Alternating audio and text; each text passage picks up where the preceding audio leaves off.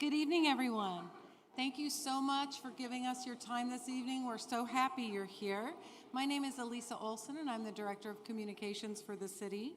We really appreciate you taking your time to come and share feedback with us. But before we get started, I'm just going to go over a little bit about tonight's program. So tonight is an opportunity for you to learn more about the proposed fiscal year 25-26 budget.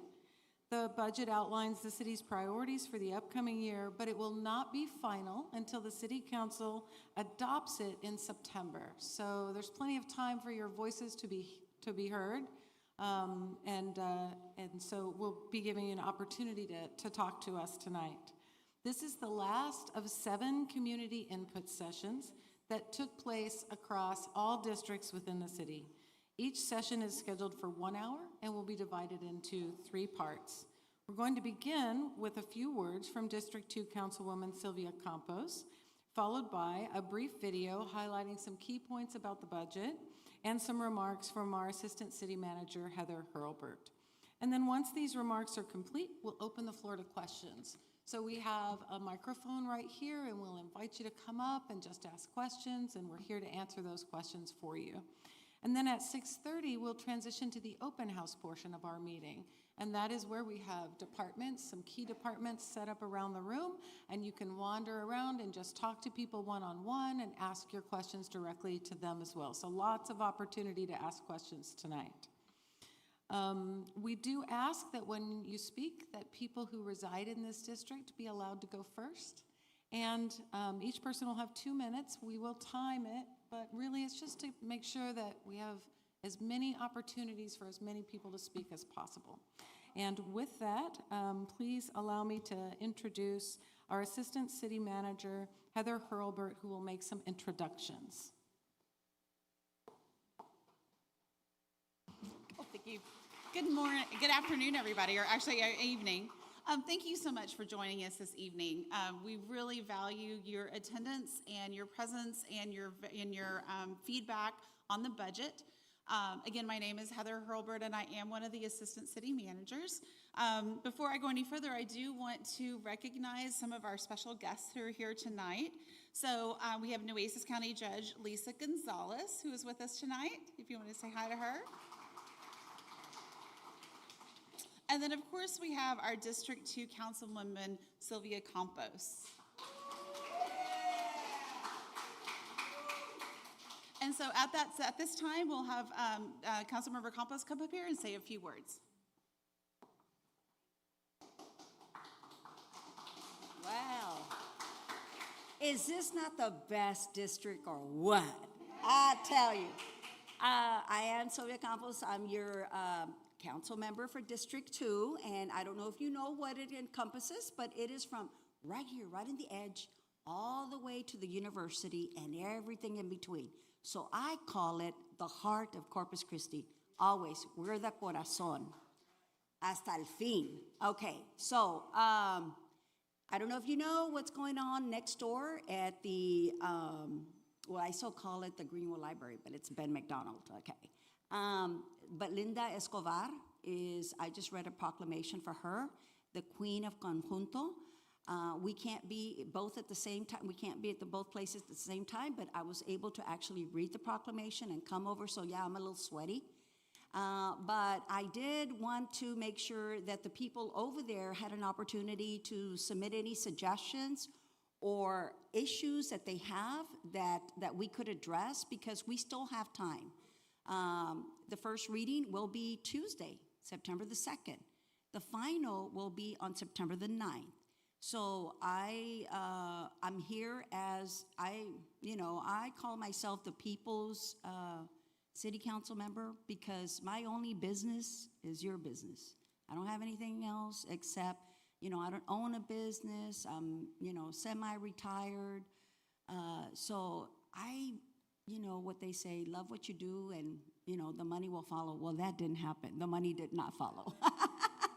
But the rest, what you all do for me is I find it very humbling to be able to stand here, because I grew up here. I went to Moody. I went to Cunningham, I went to Prescott, and I went to Del Mar, and to come here and address you all as your representative, I just want to say thank you for giving me that opportunity. Now, I don't know if there's any other things other than let's get this show on the road because we need to hear from you. I know y'all are going to see this video, but let's do it. Thank you.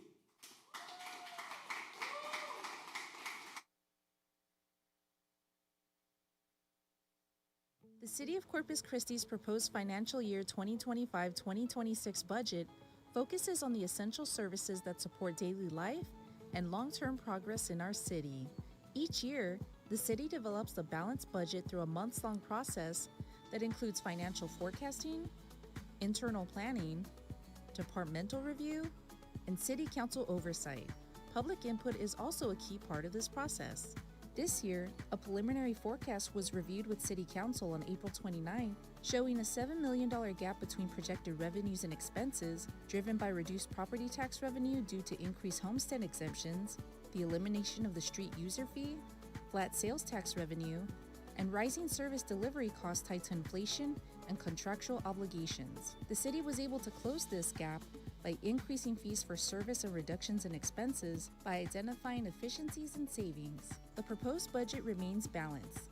It upholds the city's strong financial standing, backed by multiple credit rating upgrades over the last 6 years and revenue gains through renegotiated industrial agreements. The fiscal year 2025-2026 proposal concentrates on 4 key areas. First, streets. Since 2019, the city has invested over $695 million in street infrastructure across all 5 districts. A major focus has been on what is now the Rapid Pavement Program, or RPP, which has restored more than 100 center lane miles of neighborhood streets, bringing long overdue improvements directly to residents' doorsteps. These improvements not only enhance safety and mobility, but also raise the overall quality of life in neighborhoods across Corpus Christi.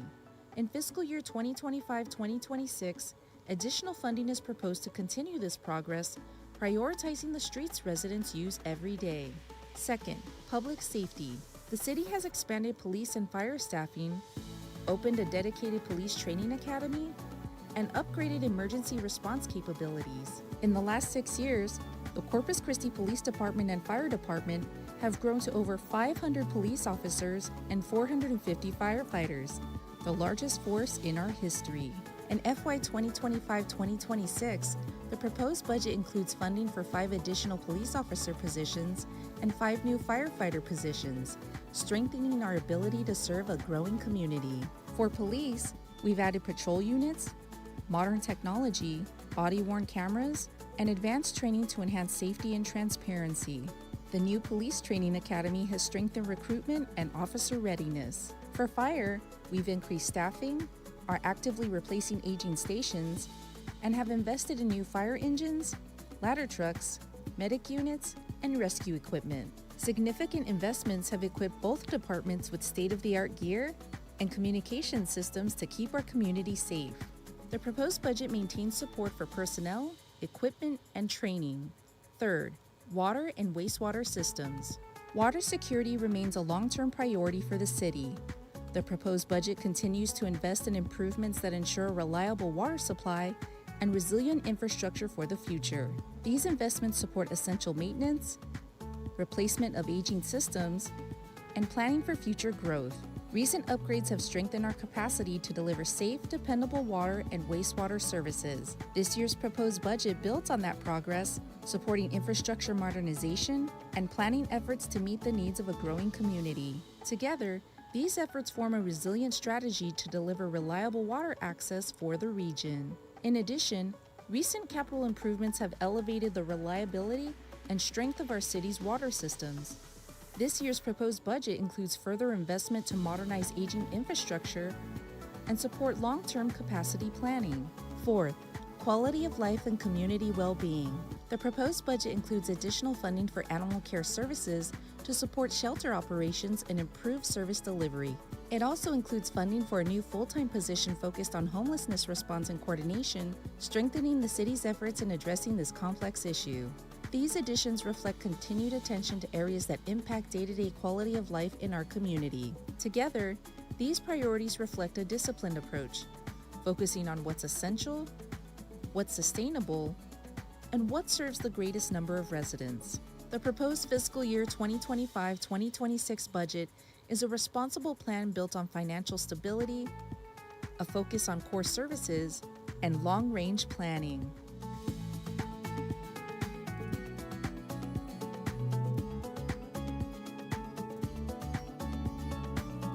So that wonderful video was put together by our communications staff, and they did a really great job, I think, of capturing what the budget is about, along with featuring some of our citizens, along with some of our employees. So we are now opening up the section for questions, and so we do have a microphone up here.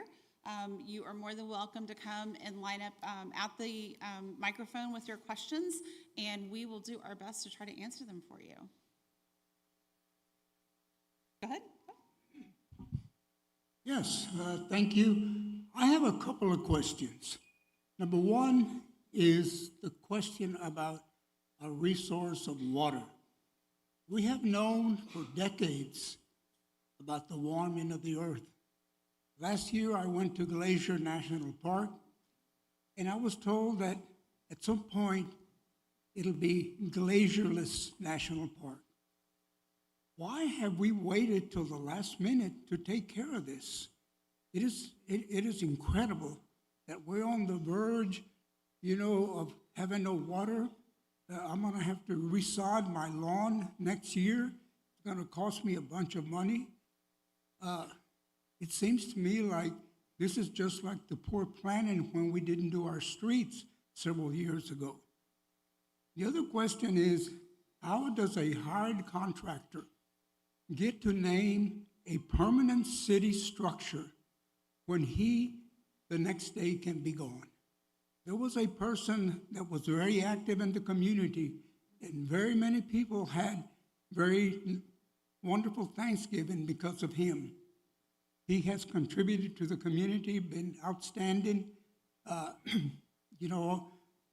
heard that there were some people that didn't like him. Well, anytime you get two people together, one of them might not like the other.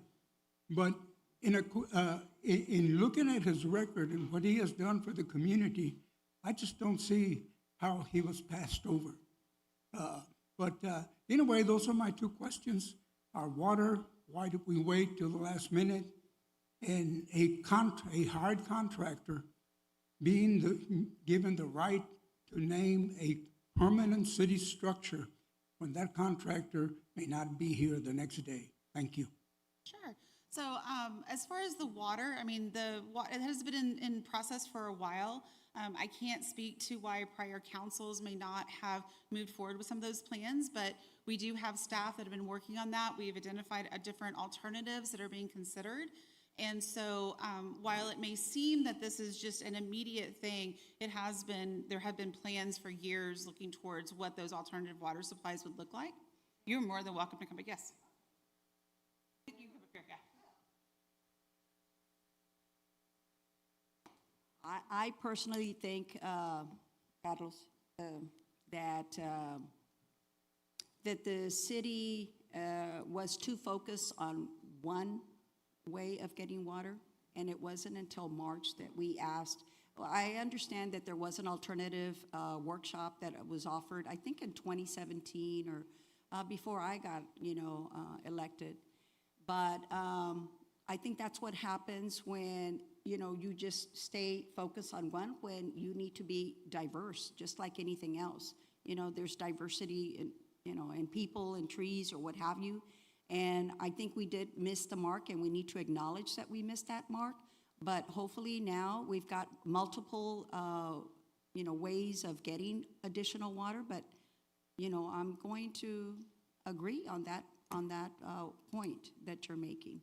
And as far as the contract is concerned, I'm not sure if that's something you could answer on the OVG, why they would be allowed to have the naming rights when that.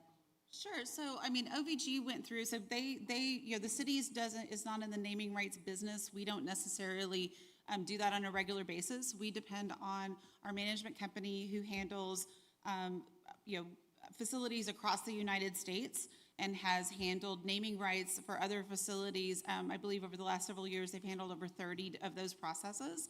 And so we depended on them as the experts to go through, do the analysis to see what the impact to the facility would be monetarily, along with, community partnerships and things like that. And so after the analysis, they did choose Hilliard Law to be the naming rights partner for formerly the American Bank Center.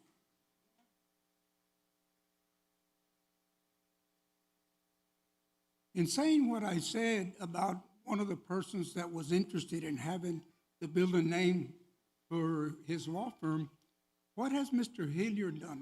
I don't even know where his office is. I haven't never seen a commercial or anything that he has done for the city. How did his name just spring up to the top? So they provided an offer for that process, for the project, or from the naming rights, and so the two different offers were compared. And so looking at what the long-term benefit was to the convention center, Hilliard was chosen as the name rights partner. They are a local law firm. They have actually had a suite and have participated in activities at the convention center prior to this. Yeah, I've heard of the firm, no question about it, but I just haven't heard any involvement in the community as the other person that was wanting his name on the building. I haven't heard. Sure. And also, if I may add, the Vice President of the United States, Al Gore, wrote a book, and it was called The Inconvenient Truth. And he said in that book that the Earth's air conditioning was melting away. And there were several videos of the glaciers, just coming apart. And I understand that there's a lot of people that, don't believe in science, and stuff like that. But when you see the evidence, it's pretty hard not to say, well, no, that's really not happening. Thank you. Thank you, sir. Do others have questions? Please come up. Can you come up? That way everyone can hear you. Thank you. Actually, I had several neighbors that were coming, but I really just found out about this today at noon on the news. So they had a lot of concerns also that they wanted to come and we didn't. And that's because I watch the news all the time.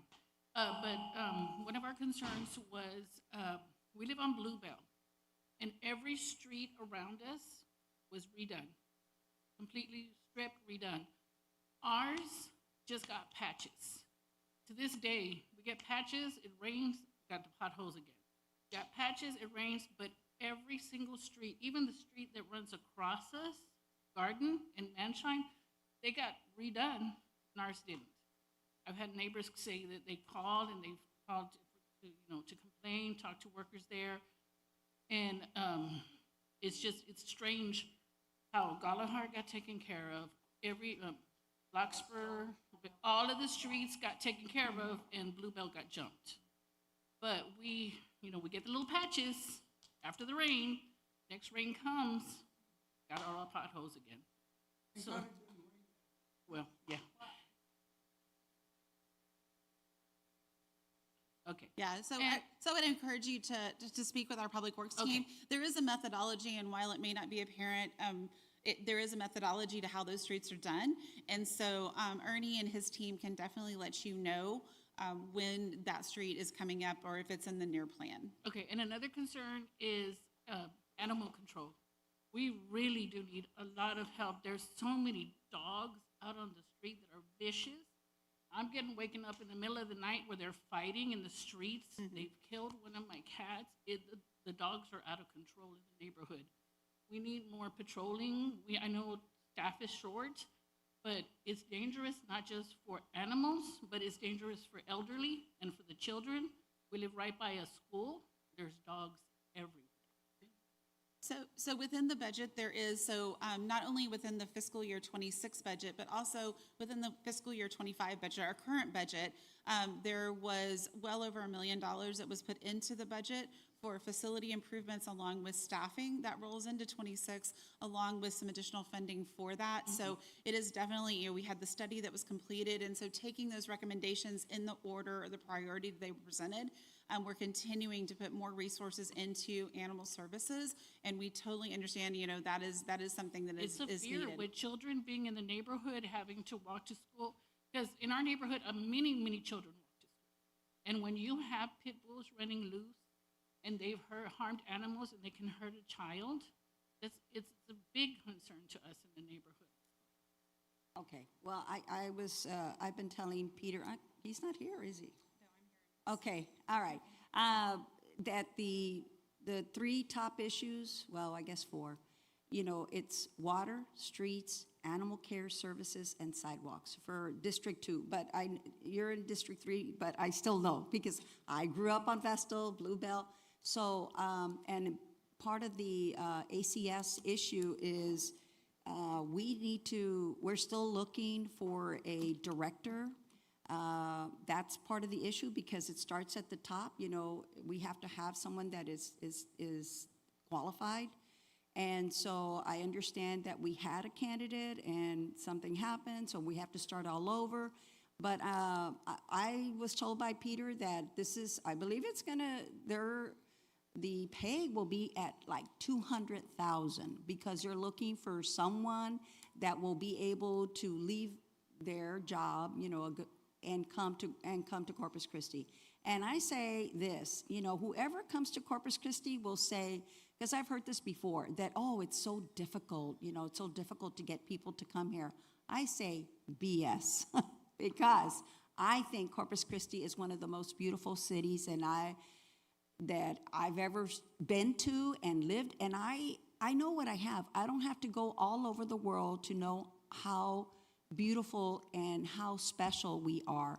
So again, it comes back to the director, and also because, animal care services, I don't know, but it was sort of like an orphan.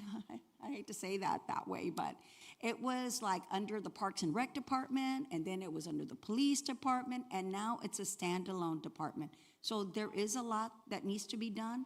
I know that's not going to answer what you want to hear right now, but one of the things is the cooperation of neighbors. When we have loose dogs, the neighbors have to say, yes, it's okay to leave a cage so that we can catch the loose dogs. So, so it does require. But that's hard in this neighborhood because you can drive around this neighborhood and it's more elderly. Yes. So it's hard for an elderly person to put a trap, catch a dog, Oh, take no. it. No. It So- would be done by the city. The person, just a neighbor, has to get permission and say, it's okay to leave the trap in my area, But a lot of people don't want to do that. So, it's. Well, when the animals are pit bulls and they're dangerous, and what if they get caught, something doesn't happen right there, then you're endangering the neighbors, you're endangering the people. Well, no, they get caught, the dog gets caught, and then you call animal care and say, hey, the dog's here, and then they come and pick it up. So, Yeah. again, but it does But require it- permission yeah, from the it does- resident.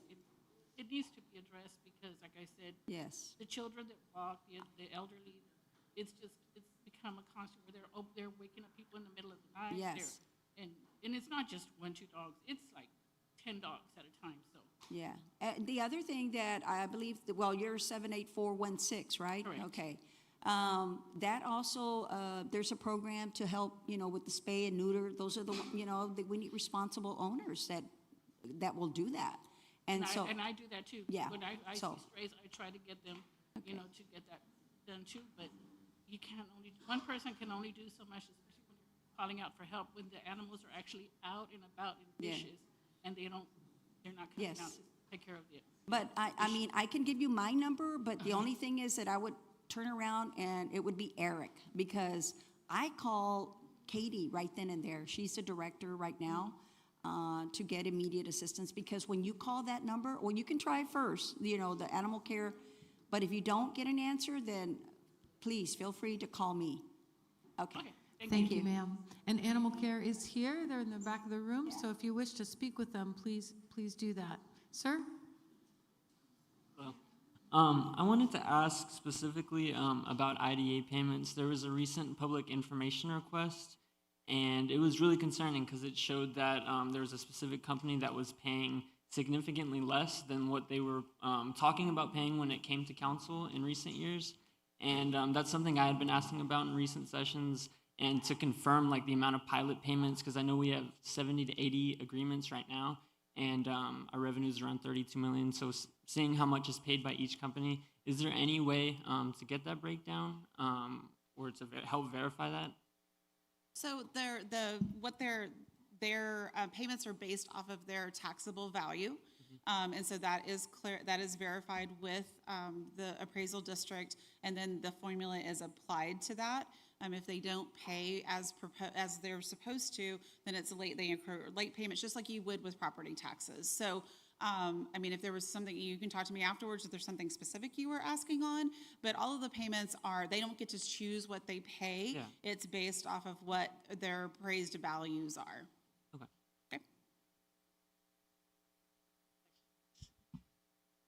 Okay. Okay, so our libraries serve as a multi-purpose facility offering 3,000 programs annually, including 580 in-house and with 80 community organizations.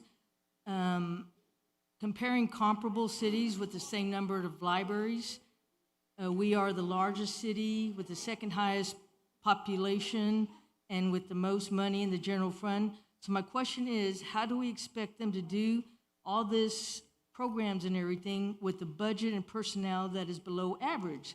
Instead of our increasing our reserves in the general fund, why don't we have a small percentage of it going to our libraries? That's my first question.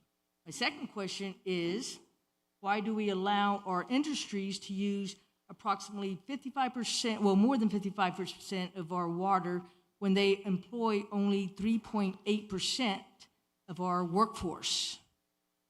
So as far as the libraries, over the past several budgets, we continue to increase library budgets. There was The library budget decreased back in, I think, the year before this. So in essence, there wasn't an increase. Okay. It's kind of brought them back up too. Okay. Sure. So, and there had been some possible reductions in the budget this year. Those have been put back in, and so there would not be a reduction within the budget this year. There was some resource materials for about $50,000 that was added back into the budget, was not going to be reduced, along with a position that had been initially put out there for reduction. So it is not; those were restored back in the budget. We make, along with council staff, we make important and hard decisions every day on This is a what's gonna go into it. multi-purpose facility. They do so much, I mean, and they almost have the same budget as animal control. I'm like, geez, aren't our humans a little bit, because they serve the little kids all the way to the elderly, and they do a lot. Understood. Is there any way to take a 0.05% of the general fund reserve? So the reserve is per our financial policy, and so right now our reserve That is just sitting at increased, didn't it? No. It didn't increase, so it's still 17 to 20% or 20%? It's at 20%, which has been what the reserve has been at for the past 5 years. Okay, but that's the maximum for the policy, isn't it? So that is now the base for it, so it's at least 20, we have to maintain at least 20%. Can we take 0.05% of it? No, because our financial policy is at 20%, so we don't have any unreserved fund balance to allocate out. Okay, answer my water bill. Did you remember Repeat it? your question again. You were asking about the industrial districts and the water? Yeah, they use more than 55% of our water, but yet they only employ 3.8%, of our workforce here. Sure. I can't speak to the percentages there. They are, as a regional water provider, they are within our service areas, and we do provide water to them. That is part of what our water utility does. And so they have a right to use water just like our residents do. Okay, is it true that they go through a water are they able to do an exemption or something, and then they get 25 cents for the next 1,000? So they do, they are 'Cause able. I'd pay 25 cents to get 1,000 to water my yard. Sure. So there is a program for industries that they are able to pay in for a drought contingency. How about for drought surcharge, residents? Yes. And then just like other businesses, they aren't restricted. So other businesses across the city are not subject to that restriction for the curtailment. I mean, I'll pay, can we outbid them? And I'll pay 50 cents for 1,000 gallons. No, it doesn't work that way. No, The it doesn't work residents, that way. so residents aren't as important as industry is what I you're saying. can't speak to whose priority or what. Sure. Thank you. Next. Hello. Hi. My question was about the police academy, Okay. the new building. At the first, not input session, but the first one held at the city hall, they talked about that they were like kind of like leasing it out and making money off the building. I was wondering if there's a projected amount that they're going to make. So we have included $100,000 worth of revenue within the budget. And what that is, basically, it is allow when they hold classes to be able to charge a registration for law enforcement or other people who are not part of our police department. So if they're coming from outside agencies, it allows them to be able to recover the cost of offering that course. Okay. Because the way it had come across was as though due to that, there's going to be like additional revenue to the police department. Is that true? We budgeted an additional revenue of $100,000, but there are costs that are associated with holding these classes. It's just something that we hadn't charged for previously. Now that we have the new training facility and have those training auditoriums to be able to hold larger classes, this enables the police department to charge to help recover the cost of those classes. Okay. And my next question is, did we remove $1 million from the housing authority because they were making revenue off of contract? No, so the Housing Authority is a separate entity. The Corpus Christi Housing Authority is not associated with the city. They had some projects where there was some apartments that they had entered into agreements on to create them as exempt from property taxes. The appraisal district did not approve those exemptions. So as it stands right now, those are not exempt from property taxes. They still are paying full property taxes. Okay. Because I know I believe there was an entity that was creating $1 million in revenue, right? And so we cut their budget by $1 million, but Peter said it wasn't cut because they were making their own money. So if we have other entities in Corpus Christi that are bringing revenue in, Sure. why are we, is there any way that we can subsidize some of the budget that we give to them with the revenue that they're going to start creating so that we can spend the revenue that they're creating instead of adding to the budget? We can take care of the streets and displaced population. We're adding debt to like the water. We're adding so much debt. Water's already expensive, and we're not even taking care of like where's our closest public water fountain like out here? I mean, where are people able to get water? And it just feels like they said earlier, there's the wrong priorities are happening, and pretty soon no one's going to be able to afford the water except for the people who are getting the discount. And we have sidewalks that need to be put. They're putting up a new park, but they said they're not going to be able to obtain or maintain the sidewalks around it. So how are we going to able to have the funds or budget to have disabled people get to the park? And if we can't afford to help with the sidewalks, are we going to be able to put accessibility things such as hearing charts or adult-sized changing tables so that everybody can enjoy the access to the park? Sure. So, we've talked about some programs for the sidewalks. It's something that we're looking towards the 26 bond election to be able to include some projects. Unfortunately, sidewalks are very expensive, and when you go in, you can't just replace little bits of it. You have to go in and replace the whole sidewalk along a block. So we are looking at alternatives to be able to do that. Unfortunately, with our budget, we make important decisions every day and hard decisions every day of where the funding is going to go. You mentioned the debt. A lot of the debt that is being issued is to help support the infrastructure, do repairs, things like that. And so those are necessary items that need to be done to ensure that we continue to have clean water, to ensure that we have, the wastewater is being treated appropriately, and things along those lines. So those are not really choices in the fact that we've got to maintain that infrastructure to continue providing water to our citizens.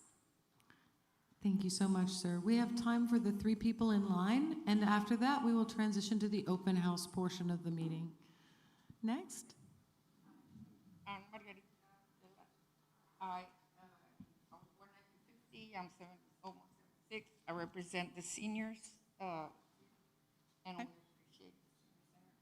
It's not just a social gathering. We're on Social Security, but we were field workers in this area. We were field workers, so our Social Security is minimal. We get support here. We have a warm meal a day. Our bingos give us our soap, our dishwashing liquid, our anything we came by with our snack card. It's not just a social gathering. We work out. I get my exercise today. It is a means of support, another means of support.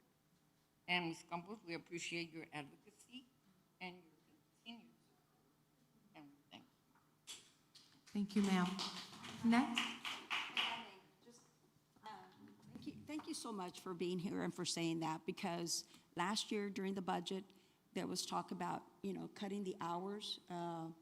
And so because the seniors like you came together and decided that, no, we have worked hard for our tax dollars, and this is what we work for, places like this, places that offer community. So again, thank you. And I grew up here, so I just have to say that my sister Dora started coming, and she says, if anybody says that they're lonely, I don't know what's going on, because all they have to do is just go to one of the community centers, and they're just embraced. So I thank you for that. Next. First, I want to thank Councilwoman Sylvia Campos for just being very transparent about the process for the budget, and also open to take suggestions from community members, and for being the People's Councilwoman. My question is kind of about the process for these budget input sessions. I spoke at the last budget input session about how city staff just doesn't seem very receptive to the concerns of community members. It sounds like basically community members are coming up here, stating their concerns, and city staff is like, well, this is what we're doing, and not really taking note on how we can fix this budget to make it a budget for the people. I just feel like the budget we have right now is laid out is not for the people. A budget for community members would include democracy and transparency, so better budget input sessions, quality of life programs. I know a lot of folks have mentioned housing, animal control, different things like that.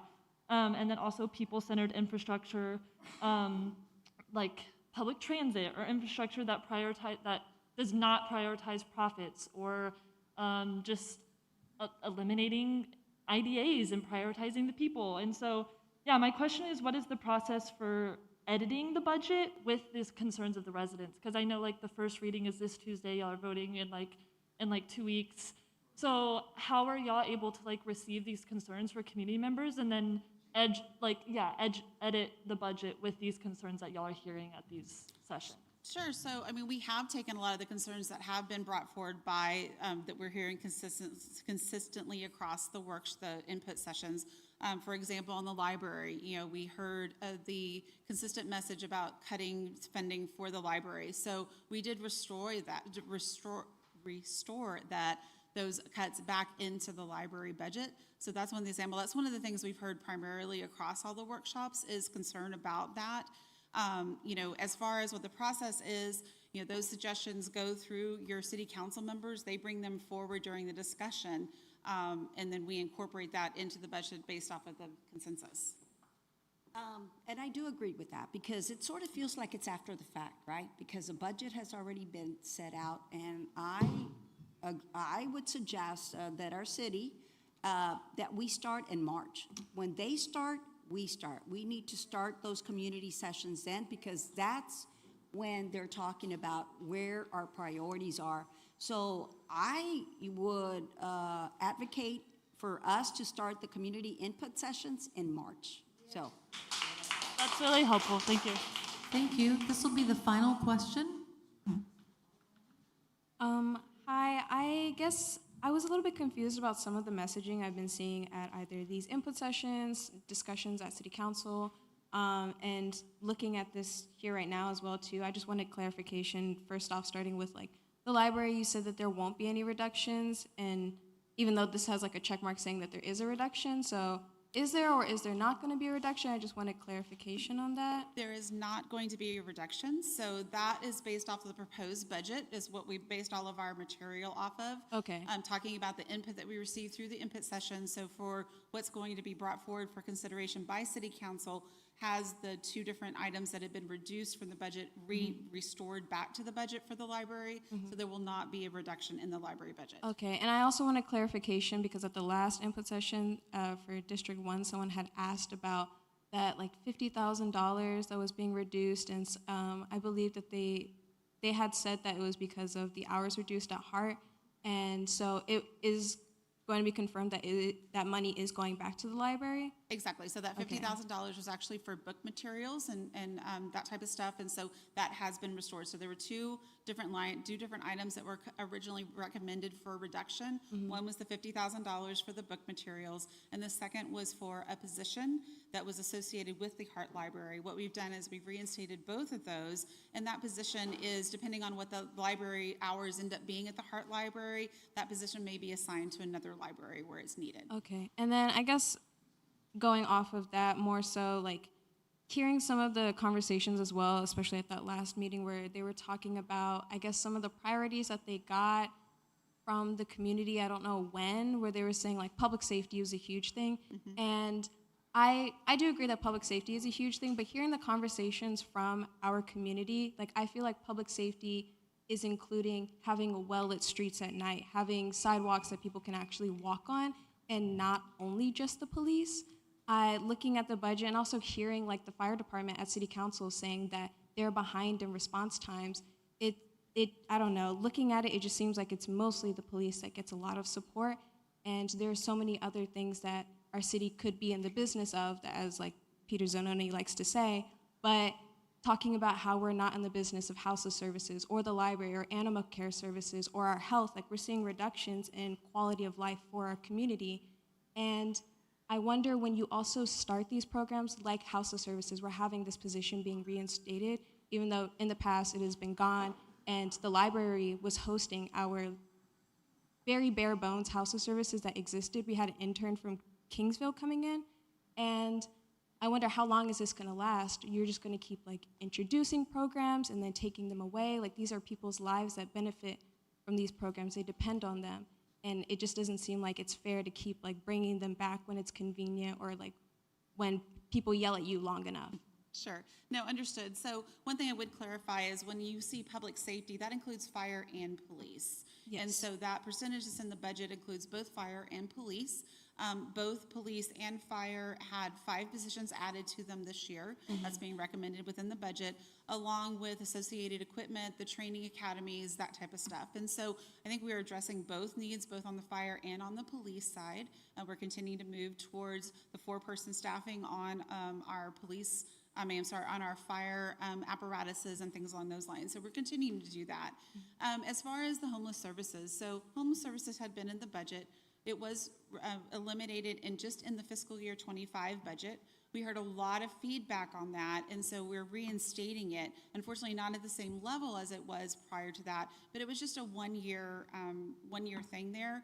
And you were talking about hearing those suggestions and the feedback from the community. We heard that loud and clear, and so we're moving towards restoring one position back in the 26 budget and then continuing to build off that as we have funding available. Do you have measures, I guess, in place, like, to ensure that there's longevity and security with maintaining those programs? So a lot of the programs, so what this position will do is less about running specific programs and more of being a coordinator across a lot of our partners across the city. In trying to do that, unfortunately, one person can't manage a lot of different things, and so we're trying to utilize it at the most, for the most impact, and that would be helping coordinate those programs and services across the city with our private partners. And I guess hearing from the community, I would be interested if you could let me know, like, where I guess those priorities that y'all found at the beginning of this year to outlay that like public safety, police, and fire were the biggest concern. Because especially hearing a lot from our community, like especially healthcare, and like for our community, hearing some of the neighboring communities just outside of Corpus, like I went to a community meeting in Gregory, and their nutritionist for the entire community is gone. They don't have funding for it anymore. So I'm just concerned that our community, our senior population, our people that don't have the opportunity to, I guess, advocate for themselves as often as they can, I worry about them. What measures do we have in place to make sure that there's longevity in taking care of them and funding these programs? Sure. I can't speak to the measures of longevity on it. I think that when we were talking about the priorities, so the three priorities that were set by city council, or was a consensus, was public safety, streets, and animal care. And so those are the three things that those are the kind of the three things that we're focused on. Mm-hmm. Thank you so much for bringing up all those issues because, like I said, you know, the four main topics that I hear is the water, the streets, the sidewalks, the animal care services. And honestly, I don't hear anything about the police or the fire. Like, I never hear, like, how come the police aren't here or the fire? Or, I mean, I just don't hear the complaints. And I guess that's a good thing, right? But sometimes when you're doing a good thing, it's time to reevaluate. Like, there's a 1/8 cent tax. Isn't it 1/8 cents for the crime prevention? Isn't it like $9 million, I believe? Which I have been saying, you know, we need measures to see, are we actually doing prevention? Like, what programs are we doing? As a matter of fact, I'm going to be taking a little tour with Chief Markle Friday. He's picking me up, and we're going to, you know, have a one-on-one and talk about this because it is something that is important. Those kinds of things could be as a prevention because having, you know, sidewalks improves quality of life. You know what? You get to know your neighbor because you're walking. You're actually out there walking, you know. So nutrition, I mean, I don't know how it can be, you know, how it will be incorporated, but we need to look at what programs we can come up with. That's why it's important for us to hear from you and for the police and all the departments to hear, you know, what the community is saying. Because I listen to you all. And so, you know, when I hear you saying about animal care services, I'm on it. So I appreciate what you're saying. And I hope the police department will, you know, take this with love because I do appreciate them, and the fire department. But, you know, still, there's some other departments that really could use some help and some money. So thank you. Thank you. Thank you so much, everyone. This concludes the question and answer section of our program. Thank you.